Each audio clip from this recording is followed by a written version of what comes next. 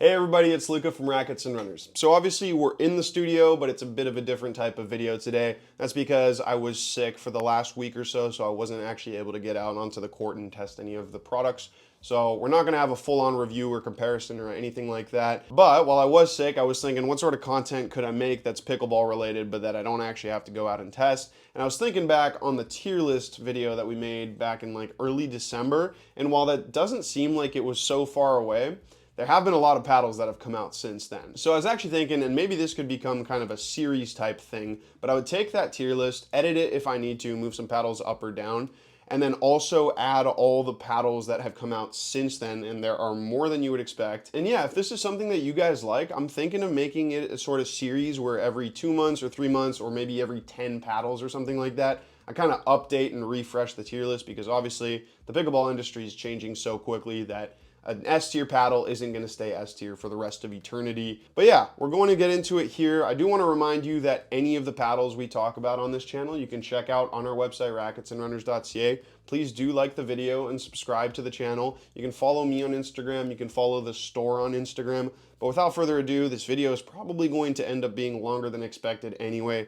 Let's get into it. So yeah, I've got the tier list here, and obviously, like I said, the ones you already see placed in certain tiers are the ones from the video that I made back in December. So if you do need a quick refresher, go watch that. It's actually a part 1 and part 2. But yeah, I'm just gonna go through these and see if I think that they're still S, A, B, C, D tier, or if I need to move them. So we're gonna start with the R3 Nova, which to be honest is absolutely staying S tier. This, along with the R1 Nova, they're probably my favorite paddles right now because they're thermoformed unibody paddles, so they have great power and spin, but they have this unique flexibility to them that gives them really good control and, in my opinion, some of the best feel of any paddle right now. So the R3 Nova is staying there. The Proline Energy S is a really funny one, and for now I'm going to leave it in S tier because this was a paddle that really revolutionized the pickleball industry because of the Kevlar, or the braided Kevlar top sheet. And while I do think it's still an excellent paddle and has that control profile of these kind of new era thermoform paddles, there's one paddle in particular, and you can probably guess which one it is, that may make me move this one down to the A tier. And I'll explain that when we get to it, but for now I am going to leave it S tier. The R1 Nova I just said S tier, of course.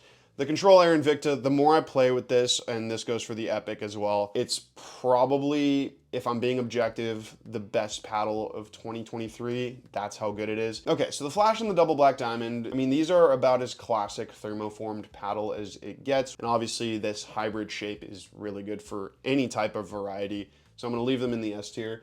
The Epic, like I said, easy S tier. The Hyperion C2. Now, this one I kind of had in the S tier because I thought the power was so good, but there are a couple other paddles that I tried that are also very, very powerful, that are more powerful than the C2, and I think perform a little bit better just in general in other metrics too. So I'm gonna move this one down to the A tier. Now, I'm not actually ordering these tiers, like there's no particular order of the S or the A or the B or whatever. Okay, so the Vatic Pro V7, again, it's a paddle that I think is starting to become a little bit, I don't wanna use the word boring, but just kind of standard. Like, this is a standard thermoform paddle. I think for this tier list, I'm gonna keep all these more standard thermoform paddles in the A tier, but they are teetering on the B tier. And when I say these, I mean V7, Carbon 1X, Carbon 3X, and the bread and butter filth. Those all kind of go in the same A tier for me, where it's power and spin first, control second. And really the only difference between these four is going to be small differences in feel. Okay, the Proline Energy, I think I was a little mean putting this in the A tier considering I have the Proline Energy S in the S tier. The reason I had it here was because it's a little bit too long, which I do maintain. I don't think that many people should be playing with this paddle. That being said, it's such a unique paddle. I think I'm gonna move it into the S tier. And actually, I think if one of these two is teetering on the A tier, it would be the Proline Energy S. Again, we'll talk a little bit more about that later. The Scorpius, I'm gonna keep in the A tier just because this is, again, a super unique paddle. Yeah, super maneuverable. Once you get up to the net, you feel extremely creative with this paddle just because of how maneuverable it is with the long handle and short overall length. So definitely an A tier paddle, if for nothing else but that uniqueness. The Pro Drive. So this is a paddle I think I was really close to putting in the A tier last time. And I did just talk about how the Pro line energy is so unique that I'm moving it up a tier. And that's kind of the same thing with the drive. There aren't that many paddles that are this thick, that have a raw carbon top sheet, that are thermoformed. It even has a bit of Kevlar in it, although it's a slightly different makeup to what you get with more traditional Kevlar paddles now. But yeah, it's such a thick kind of hunk of a paddle that if you can handle it, you swing it and you get all the power and spin you would expect from a thermoform paddle, but because it's thicker, you also get this kind of nice dwell time and really good control A-tier paddle for me. The Prism Flash, now I'm going to keep this B tier, and actually I'm going to talk about another paddle once we get to the new ones here that explains why I'm putting this B tier. This is a very good kind of standard non-thermoformed raw carbon paddle, but there's nothing exceptional about it. Same kind of deal with the Zane Navratil. So yeah, B tier for these. I'll explain a little bit more why later. So the Alchemy, I'm gonna just move this into the C tier. The more I play with this paddle, the more I think, why? I get the idea behind the hole in the middle. It makes it feel a little bit more whippy where it polarizes the weight distribution. But I think if you want that tennis racket-y feel, there are better paddles like the Pro Drive and actually some of the ones that we'll be talking about later. Other than that, I don't think the spin is that good, especially for a Vatic Pro paddle. The power is definitely not great. The feel is super unique because of the hole, but I wouldn't say unique in a good way necessarily, so I'm gonna drop it into the C tier. The Radical Tour Raw and X Raw. So okay, so these are interesting paddles. Obviously they're made by Head, who's a massive, massive tennis company. They didn't knock it out of the park with these, but they made something very good and at least up to standard with the rest of the industry. Like, these aren't E tier or F tier paddles. So I'm going to put them on the same tier, but they're just nothing particularly special. The Prism is like the Flash, just in a longer shape. The Carbon 2X. Okay, so obviously this is pretty much an identical paddle to the Carbon 1X and 3X, just the shape is different. And my reasoning for putting it in the B tier was that I think if you want the power and spin of a thermoform paddle, you shouldn't really get a shorter paddle, and I kind of do maintain that. And if you're going for a shorter paddle, it's generally because you want a little bit more maneuverability at the kitchen for volleys or just touch shots in general, and of course because you want that more forgiving feel that the bigger head shape gives you. And thermoform paddles are not the most forgiving, especially in the touch game, because they can kind of launch the ball. So I think it's a B tier paddle because of that. If you go on thermoformed, you should go all out, or go for the hybrid shape, because that kind of gives you the best of both worlds without really sacrificing much of each, which is why the Flash and the Double Black Diamond are in the S tier. The Model E Elite, there is something a little bit weird about it. I think the swing weight is too high stock, which I really don't like when a company does that. It's still a very good paddle though. If it works for you, absolutely keep using it. The Perseus, I've gotten the B tier, but I know a lot of people love this paddle, and it is still very good. Like, the B tier paddles here are good, don't get me wrong, but I'm going to leave it there. The Ghost was interesting because I was super excited to try it because I had really liked the Pro Drive, but to me there's something a little bit off about this paddle. It does feel very, very muted and super powerful, but then also doesn't feel spin friendly enough. So I'm going to leave it in the B tier. I just think there's better if you want that kind of raw thermoform paddle feel. The Halo XL and Halo Max are kind of like the Prism Flash and the V7 in that they're very standard, non-thermoformed raw carbon paddles with not much else going on. I do think the Prism line feels a little bit better to me. There's something a little cheap feeling about the Halo lineup. But yeah, I just prefer the feel on the Prisms. This could be more of a personal preference type thing. I really like the feel of Vatic Pro paddles because they're very raw and connected to the ball. The V-Core and the E-Zone, this was so weird. It felt like Yonex was kind of trying to tell pickleball players, like, you don't know what's good, try this and you'll realize this is better. And it just absolutely wasn't, because they went so far away from what the rest of the industry was doing. Like, every paddle here, except for a few, has a raw carbon or Kevlar and carbon face.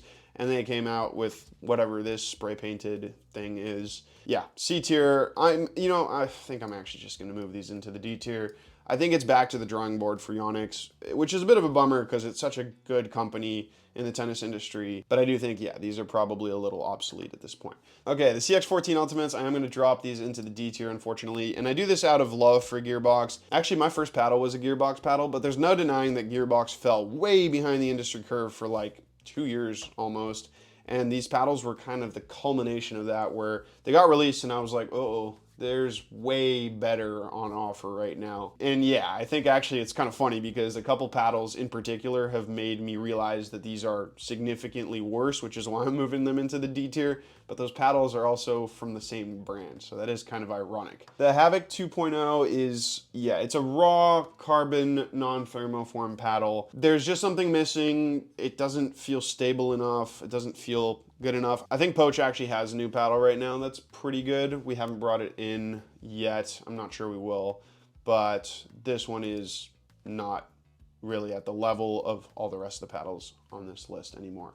So yeah, that's the reshuffled tier list. Let's introduce all these new ones to this list. Okay, so the Vanguard Control Invicta. Now, I'm not gonna lie, I kind of tactically put this one first because I've been talking a lot about these non-thermoformed raw carbon paddles like the Prism, the Radical Tour, the Zane Navratil, and I've been referring to another paddle that performs a little bit better than those, and that's why they're in the B, C, or D tier. And that paddle is the Vanguard Control Invicta.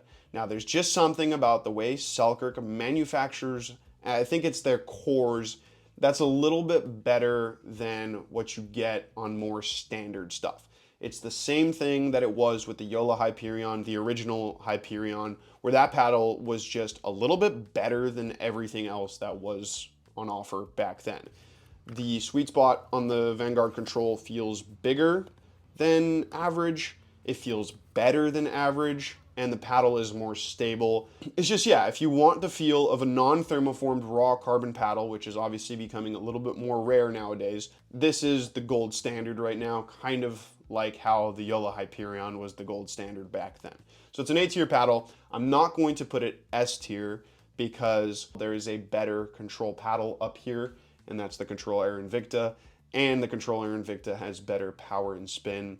Okay, the Body Helix X3 Pro. Now this paddle is insane. One, they're insanely heavy with high swing weights, but they also have these mega thick cores, so the whole paddle is just kind of like the Pro Drive, this unmaneuverable but meaty little hunk of a paddle that you gotta bring through contact super fast. But what all that weight, swing weight, and core thickness gives you is this fantastic feel on impact, and this real ability to kind of control the ball with pretty much tennis-like technique. Like, you can generate so much power, so much plow through. And of course, all these Body Helix paddles here, the X2s and the X3s, have this super long 6-inch handle where you can easily fit two hands. So for two-handed backhands, it's fantastic. Now, just talking about the X3 Pro in particular, this is the one that has the Kevlar top sheet.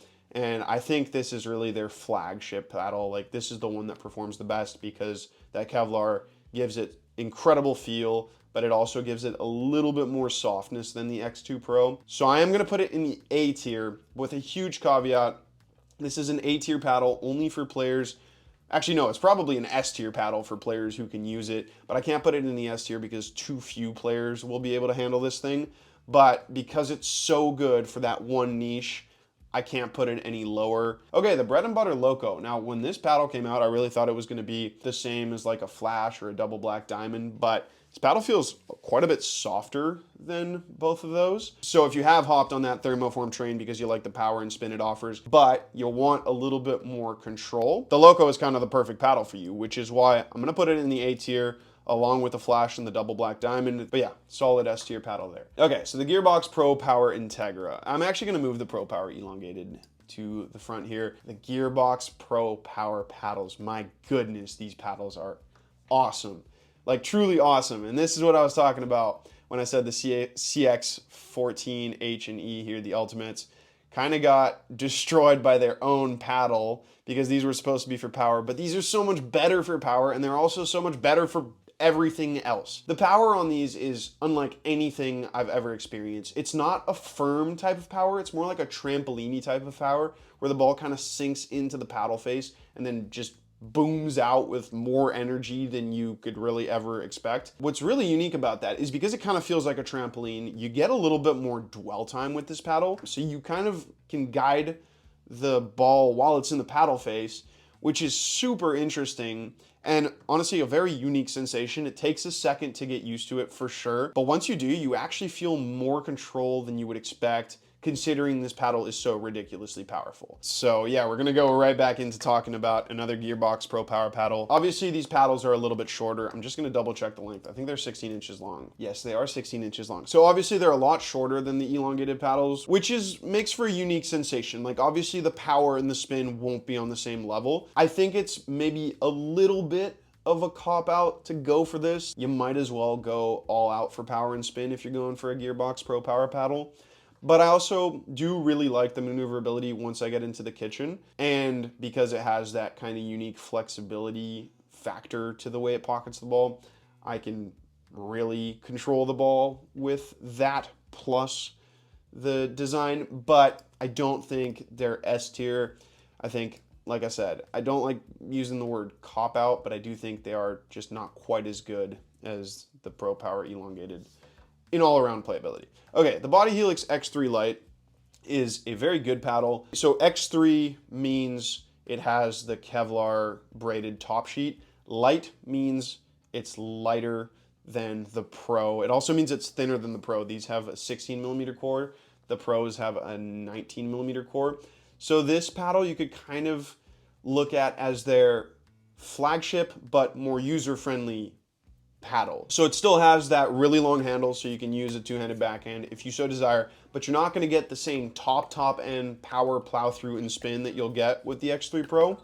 But obviously this is a way more standard paddle in terms of weight specs, so it's way more user-friendly. It's not going to punish you the same way if you do make improper contact, like I was talking about with the X3 Pro, where it just kind of launches the ball if you make contact outside the sweet spot. But it is a Kevlar paddle, so it has a really nice amount of plushness to it, and still top end power and spin.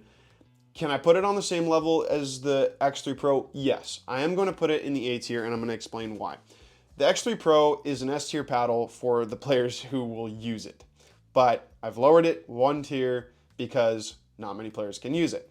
The X3 Lite is just an A tier paddle. It doesn't have that same S tier top end playability for certain players, but because it's so much more usable by the general populace, it's a better overall paddle, I would say. Okay, so the Vanguard Control Epic, I'm gonna put this on the same tier as the Invicta. Personally, I prefer elongated paddles. I come from a tennis background. It just feels way more natural to swing an elongated paddle. But the Epic is fantastic. It's just gonna be a little bit more forgiving than the Invicta, and obviously it's gonna be more maneuverable, but they're on the same kind of tier. They're both fantastic feeling control non-thermoform paddles. Okay, so the Gearbox Pro Control Integra. Now, it kind of, again, feels like what I was saying with the Pro Power Integra, where it's a bit of a cop-out. Like, these are still incredibly powerful. They're just a little bit less powerful, and the control isn't really like a control paddle. Like, there are way better control paddles. So if you're going for this design, you might as well go all out for the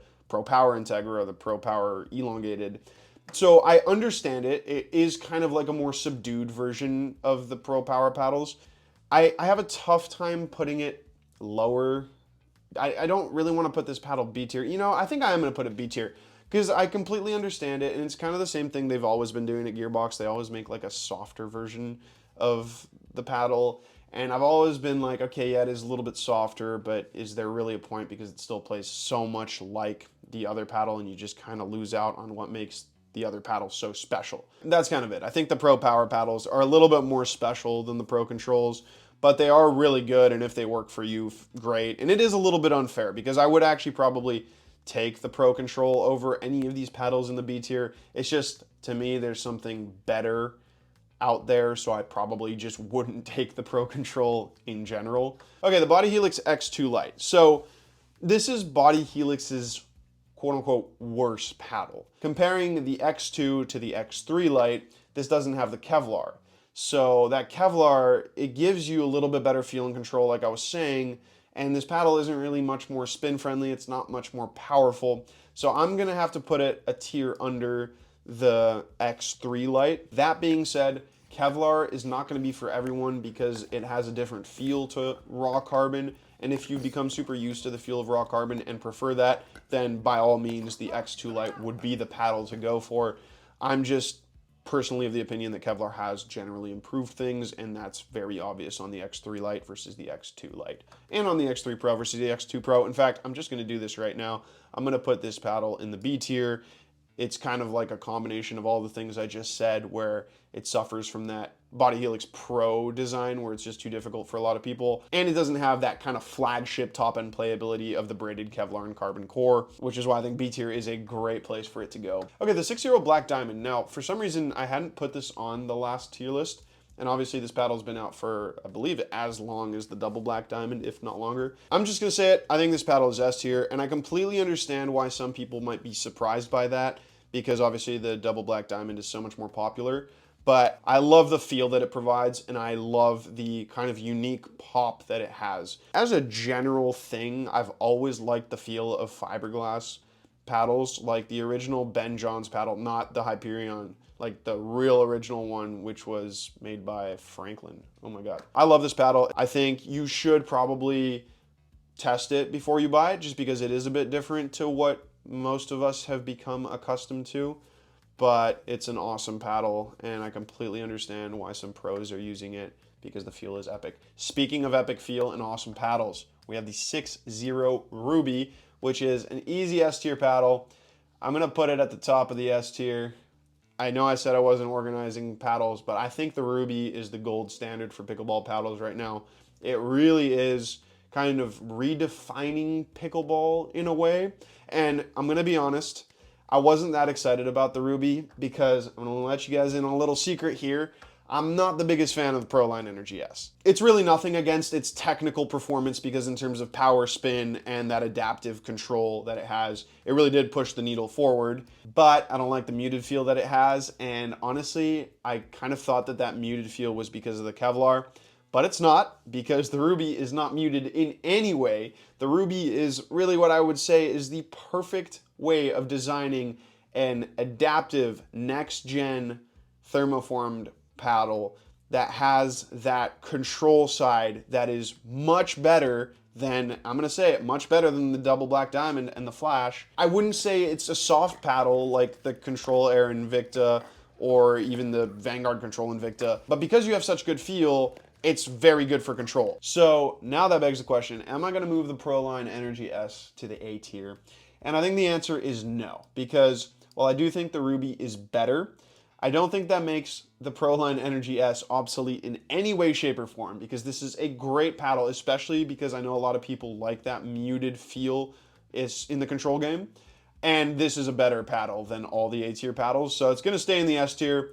I personally think the Ruby is a better paddle than the Proline Energy S, but that being said, I also personally think the Ruby is a better paddle than most of the paddles in this list. Okay, the Mach 1 Forza. There were a lot of people telling me to playtest this paddle, and they came in, and it's very, very good. Do I think it's S tier? I don't know. People were saying this is going to be the most spin-friendly paddle you've ever playtested, and yes, it's extremely spin-friendly, as you would expect from something thermoform with a raw carbon top sheet, but I don't think it's so spin-friendly that I have to play with this or I'm suffering from a lack of spin. I also think it kind of has the same thing as these four paddles, where it's not particularly special in the control game. It's just kind of a classic raw carbon thermoform paddle that has really good power and spin, but not the best control. So I'm going to put it, in the same tier as the V7, Carbon 1X, Carbon 3X, and Bread and Butter Filth. Okay, now moving on to the 6-0 Infinity. Now, I don't know if you can sense a theme here, but there are no 6-0 paddles anywhere below the S tier, but that's going to change, because this is not their best paddle. It's actually kind of funny, because 6-0 had basically been like making perfect paddles up until now. The double Black Diamond was pretty much the first of its kind. The Ruby was the first of its kind, is the first of its kind, is one of a kind. And the Infinity is kind of first of its kind as well, but not really in the best way. It's just an okay paddle. Now, obviously, I say it's one of a kind because it's an edgeless, hybrid-shaped paddle with a raw carbon top sheet. Now, what taking away the edge guard has done is a couple things. Yes, it's more maneuverable than the Ruby and the double Black Diamond. That's to be expected. It's more aerodynamic, and it has a lower swing weight, which is fine, but they've sacrificed so much sweet spot to do that I just don't think the paddle is really worth it. If they had been able to do that without sacrificing anything, fantastic, great. And if you do want a little bit more swing weight, add some lead to it.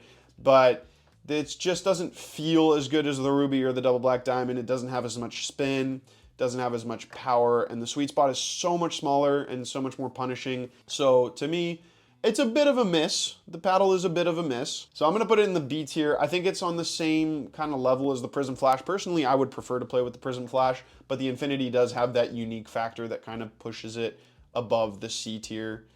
So yeah, B tier paddle. Okay, so the Pro Control Elongated, the Gearbox Pro Control Elongated. So kind of like what I was saying with the Pro Control Integra there, or the Fusion, or whatever you want to call it, it kind of feels like a bit of a cop-out to go for this because you have the more powerful kind of flagship.